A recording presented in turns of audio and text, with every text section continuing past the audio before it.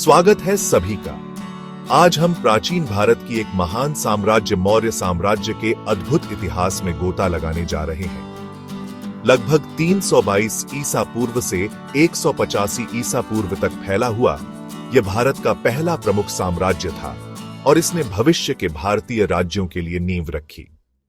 मौर्य साम्राज्य की स्थापना चंद्रगुप्त मौर्य ने की थी, जिन्होंने अपने गुरु चाणक्य के मार्गदर्शन में नंद वंश का तख्तापलट किया। चंद्रगुप्त का सत्ता में आना पहली बार भारतीय उपमहाद्वीप के अधिकांश हिस्सों के एकीकरण का प्रतीक था। उनकी मजबूत प्रशासनिक क्षमता और सैन्य कौशल ने मौर्य शासन की नींव रखी। चंद्रगुप्त के बाद उनके पुत्र बिंदुसार ने सत्ता संभाली, लेकिन चंद्रगुप्त के पोते अशोक महान ने साम्राज्य को नई ऊंचाइयों पर पहुंचाया। शुरुआत में अपने सैन्य विजय के लिए प्रसिद्ध अशोक का जीवन कलिंग युद्ध के बाद नाटकीय रूप से बदल गया। युद्ध की भीषणता ने अशोक को गहराई से प्रभावित किया और उन्होंने बौद्ध धर्म अपना लिया। अशोक की अहिंसा और सामाजिक न्याय की नीतियां उन्हें इतिहास के सबसे प्रतिष्ठित शासकों में से एक बनाती हैं।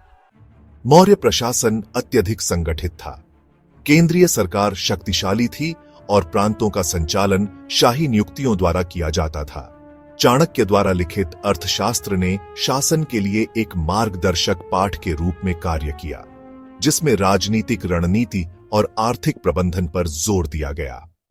अशोक की मृत्यु के बाद साम्राज्य धीरे धीरे कमजोर हो गया, आंतरिक संघर्षों और बाहरी आक्रमणों से विभाजित हो गया। लगभग 185 ईसा पूर्व में अंतिम मौर्य शासक बृहद्रथ को उनके सेनापति पुष्यमित्र शुंग ने अपदस्थ कर दिया, जिससे मौर्य साम्राज्य का अंत हो गया। मौर्य साम्राज्य भारतीय इतिहास का एक महत्वपूर्ण अध्याय है, जिसने क्षेत्रीय शासन से केंद्रीकृत राज्य की ओर संक्रमण को प्रदर्शित किया।